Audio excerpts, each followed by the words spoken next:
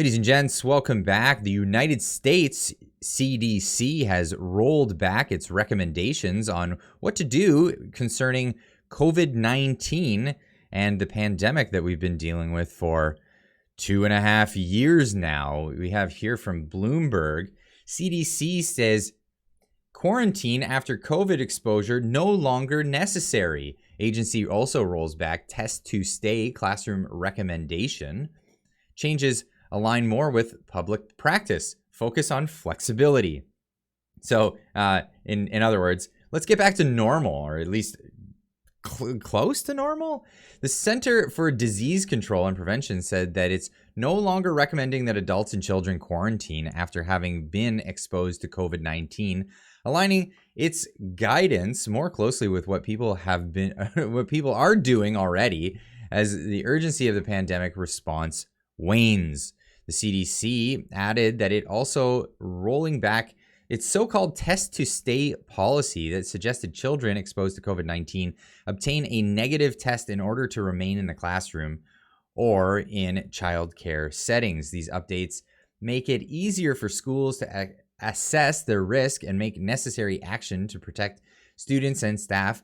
Greta Massetti, chief of the CDC Field Epidemiology and Prevention Branch, said in a call with reporters on Thursday, the Atlanta-based health agency released a suite of new recommendations on how Americans should navigate their ever-evolving pandemic. Massetti said the reason the CDC is recommending rolling back test to stay is because the agency is broadly unwinding its quarantine guidelines, and the policy was designed to be an alternative to quarantine. So moving ahead to going back to what we consider more of a normal situation in the United States anyway. This from NPR, the new COVID-19 guidance from CDC focuses on individual decisions. Those exposed to the virus are no longer required to quarantine. Unvaccinated people now have the same guidance as vaccinated people. Students can stay in the class after being exposed to the virus. It's no longer recommended to screen those without symptoms. And these are the new guidelines. When is Canada going to look at the same science? Well, apparently, we've been going by the science, not necessarily science, but the science.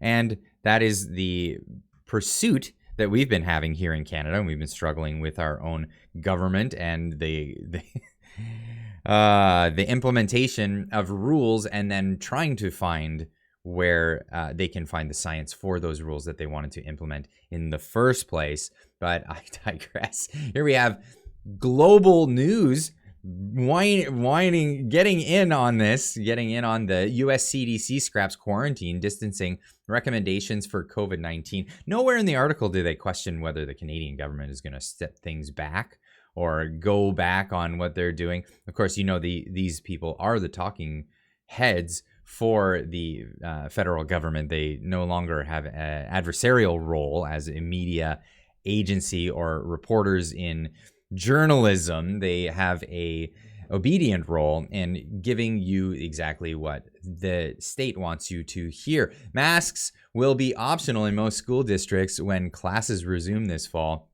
and some of the nation's largest districts have dialed back or eliminated COVID testing requirements. So in the American media, we have more of a sentiment of, hey, we're going to get back to normal.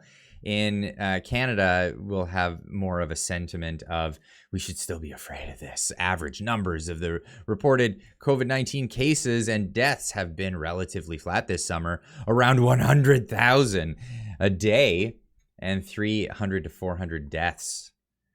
The CDC previously said that people who are not up to date with their COVID-19 vaccinations come into close contact with a person who tests positive, they should stay home for at least 5 days. Now the agency says quarantining at home is not necessary, but it urges those people to wear high-quality masks for 10 days and get tested after 5.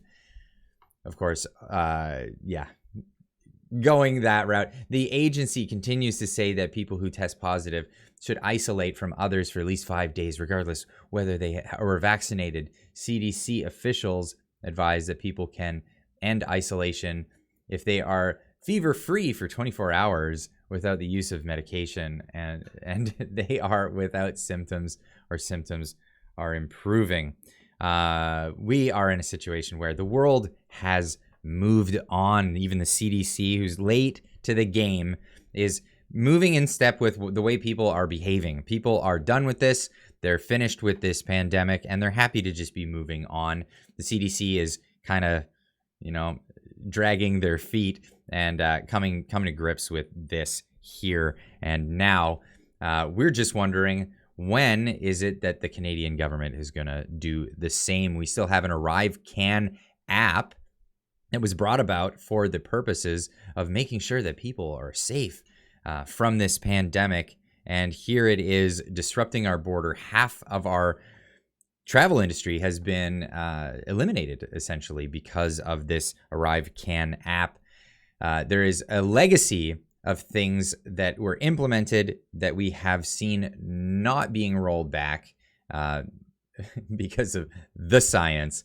Of course, the rest of the world has a different set of science, set of data, set of facts. We'll see. Leave a comment in the comment section down below. Let me know what you think of this and the CDC's rollback on their recommendations for what you should do about COVID-19 and how this will affect Canada. Do you think it will make an effect? Or do you think they're just going to keep going full steam ahead as if we're still in the midst of a pandemic? Let me know. If you're not subscribed to the channel, please do that now. And we'll see you tonight at 6:30 Pacific time when we do our weekly live stream where we catch up on all the news that we didn't get to throughout the week. And an extra bonus stream this week, Saturday, I'll be streaming with Derek Smith, the writer of How the Prime Minister Stole Freedom. Amazing best-selling book on Amazon. We're going to be doing a special stream where we're going to be doing some nostalgic gaming, actually, playing some Teenage Mutant Ninja Turtles and catching up on all the things that he's moving forward with his book company and what new books are coming out soon. So we'll see you then, and keep on trucking.